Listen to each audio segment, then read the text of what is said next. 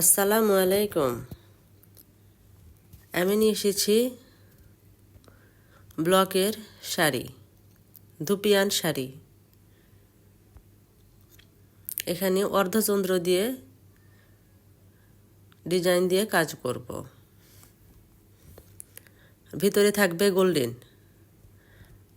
আর কালো কালার, এই তিন কালারেই কাজ করব।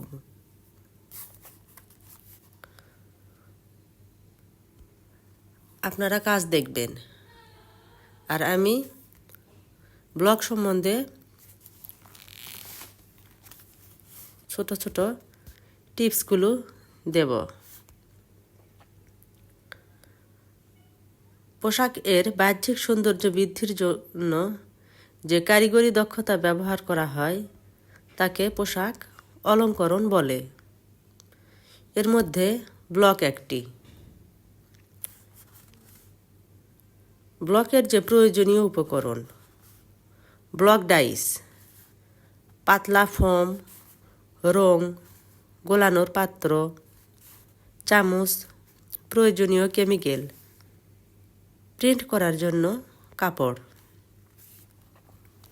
প্রিন্ট করার প্রক্রিয়া: প্রথমে একটি পাত্রে পরিমাণ মতো বাইন্ডিং এজেন্ট ও থিকনিং এজেন্ট নিয়ে ভালোভাবে মেশাতে হবে। তারপর এর সাথে পরিমাণ মতো রং নিয়ে ভালোভাবে মেশাতে হবে। মিশ্রণ তৈরি হয়ে গেলে প্রিন্ট করার ঠিক আগ মুহূর্তে পরিমাণ মতো ফিক্সিং এজেন্ট দিতে হবে। লক্ষ্য রাখতে হবে ফিক্সিং এজেন্ট দেওয়ার কয়েক ঘন্টার মধ্যেই প্রিন্ট সম্পন্ন করতে হবে, তা না হলে কেমিক্যাল নষ্ট হয়ে যাবে। এরপর মিশ্রিত রং এর উপরে পাতলা ফোম দিয়ে তার উপর ডাইস দিয়ে হালকা করে চাপ দিয়ে রং নিয়ে কাপড়ের উপরে চাপ দিলেই প্রিন্ট হয়ে যাবে। এভাবে যে কোনো ডিজাইনের ডাইস দিয়ে যে কোনো ডিজাইন তৈরি করা যাবে। ডিজাইন করা কাপড়টি কমপক্ষে আধা ঘন্টা ছায়াযুক্ত স্থানে শুকাতে হবে। গরম পানিতে ধোয়া যাবে না এবং ভালোভাবে শুকানোর পরে কাপড়ের উল্টা পাশে আয়রন করে কিউরিং করতে হবে। যে কাপড়টিতে ডিজাইন করা হবে সে কাপড়টি অবশ্যই মারমুক্ত পরিষ্কার কাপড় হতে হবে।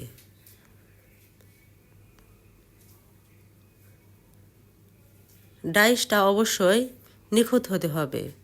যদি ভাঙ্গা থাকে তাহলে সেই ডাইস ব্যবহার করা যাবে না। এটা রানী গোলাপি ও টিয়া কালার শাড়ি। কুচি দিয়ে সমস্ত বডিতেই আমি লম্বালম্বি যে লতার মতো পেঁচানো কাজটা দিয়েছি এবং মাঝখান দিয়ে আপসনের কাজ করেছি। আর অর্ধচন্দ্রের ভিতরেও আপসন ব্যবহার করেছি।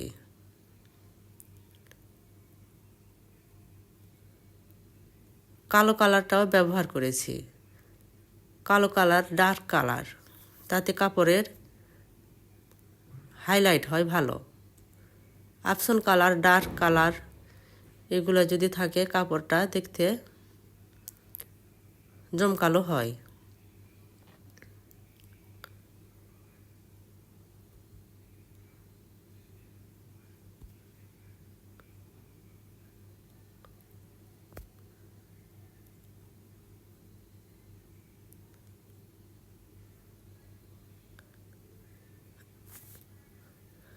এবং মাঝে মধ্যে ছোট ছোট ডাইস দিয়ে ফাঁকা অংশে দিয়ে দিলাম। অর্ধচন্দ্রের সাথে মিল রেখে এই ডিজাইনটা করা হয়েছে।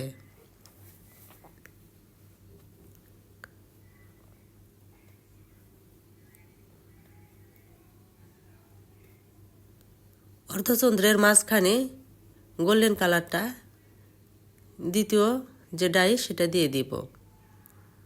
ব্লকের প্রথম, দ্বিতীয়, তৃতীয়, চতুর্থ ডাইসও হয়, তবে সাবধান মতো ডাইসগুলো ফিট করতে হবে। যদি ভালোভাবে ফিট না হয় তাহলে একটু সরে সরে ডাইসটা পড়বে।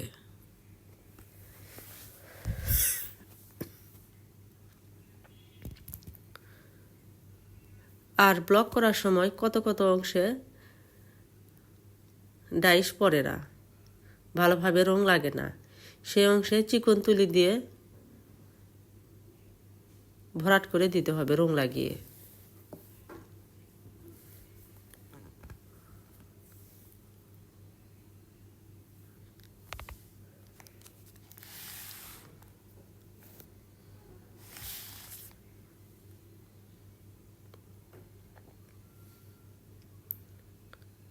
ব্লক করার জন্য আগে থেকে ডিজাইন ভেবেচিন্তে নিতে হবে। আমার কাজ শেষের দিকে, এখন করব আঁচলের দিকে কাজ। আঁচলের সমস্ত চারপাশে বর্ডার করে দিব। এটা না করলে শুধু যদি কাজটা মাঝের কাজ করি তাহলে ফুটে উঠবে না।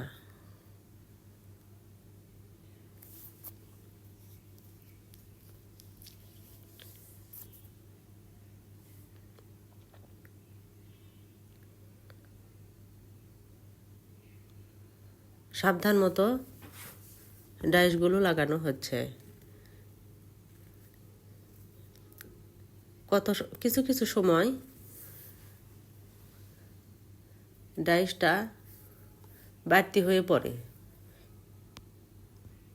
যদি ডাইস বড় হয় তাহলে কাপড়ের অন্য কোনো যে অংশ নকশা করা আছে বা ফাঁকা অংশ আছে যেখানে প্রয়োজন নেই রং লাগানোর, সেখানে কাগজ দিয়ে দিতে হবে।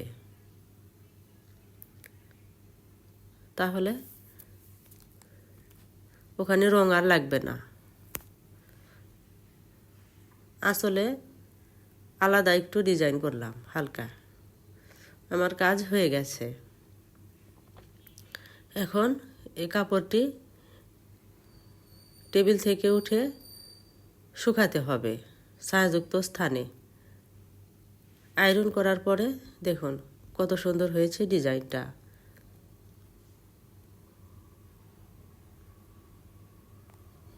এটা পরলে আরও বেশি ভালো লাগবে। এতক্ষণ সাথে থাকার জন্য আপনাদেরকে অসংখ্য অসংখ্য ধন্যবাদ। আমার ভিডিও যদি ভালো লাগে লাইক করবেন, কমেন্ট, সাবস্ক্রাইব এবং শেয়ার করবেন। আল্লাহ হাফেজ।